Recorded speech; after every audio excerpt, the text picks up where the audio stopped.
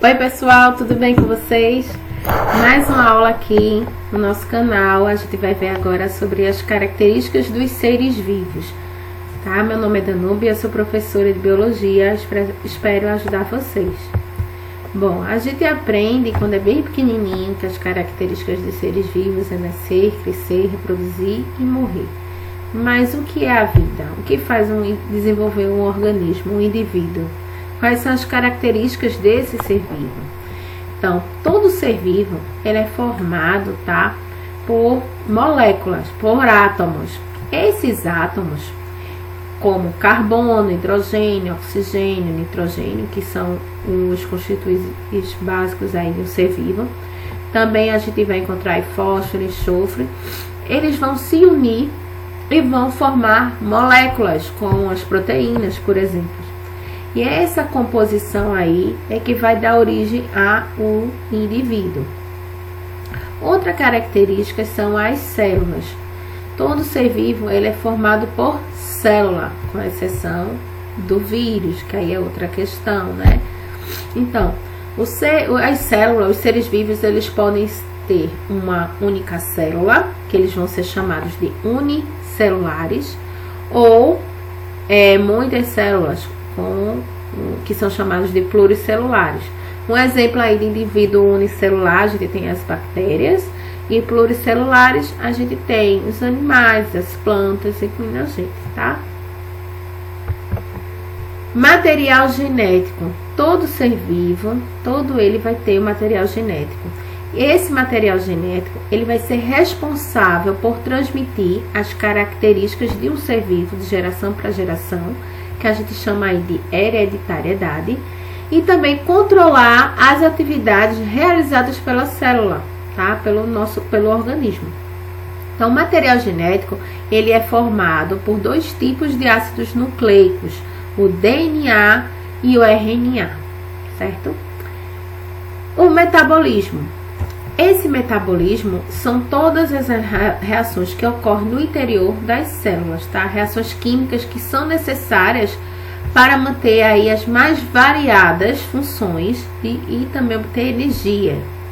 Então, esse metabolismo, ele pode se dividir em anabolismo e catabolismo.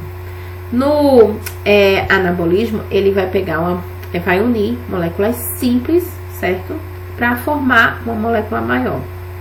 Por exemplo, a gente vê aí na síntese de proteínas, aminoácidos que se unem para formar a proteína. Já no catabolismo, ele vai transformar uma molécula maior em moléculas menores para a obtenção de energia.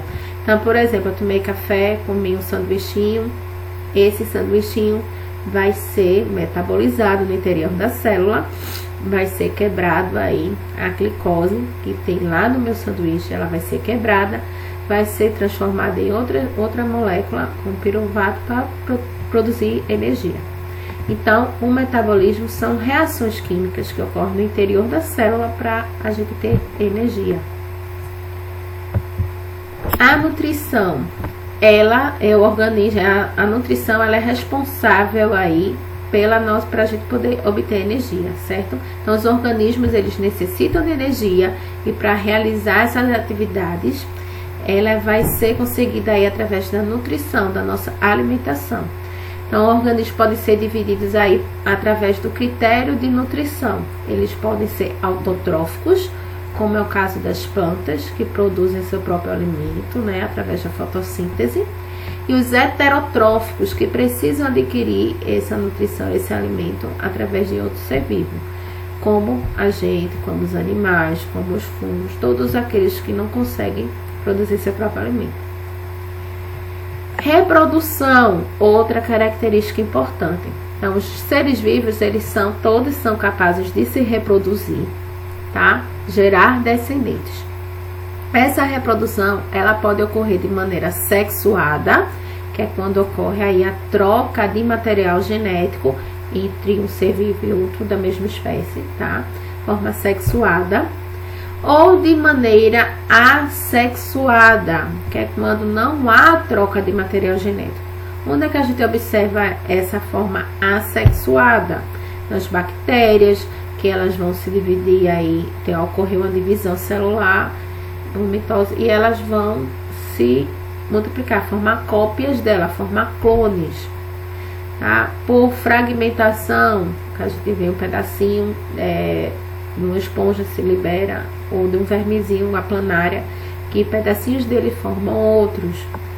Então isso é um tipo de reprodução assexuada. E a reprodução sexuada é a grande maioria que a gente vê nos seres vivos, onde ocorre aí a troca de material genético.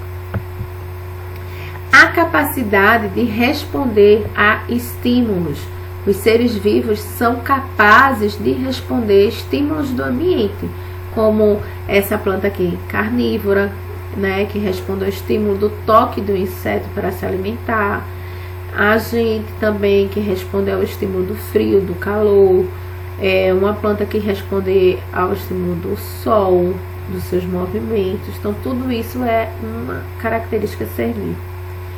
E, por fim, a evolução. Todos os seres vivos, eles estão sujeitos a processos evolutivos, processos que vão melhorar a adaptação dele no ambiente para garantir a sobrevivência. Então, eles vão sofrer modificações ao longo do tempo. A gente tem também aqui várias aulas tratando sobre a evolução, sobre as teorias, sobre como um ser vivo, essas modificações que ocorrem nos seres vivos.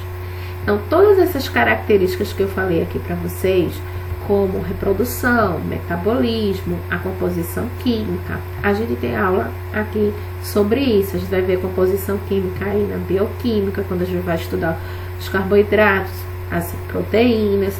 Aí tem uma playlist aqui só sobre isso.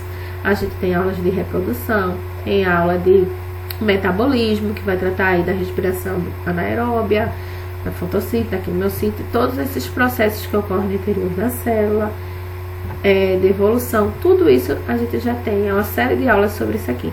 Essa aula é mais um geral para vocês verem as características dos seres vivos, tá? Para abranger um pouquinho mais aí, atiçar a curiosidade de vocês sobre esse conhecimento.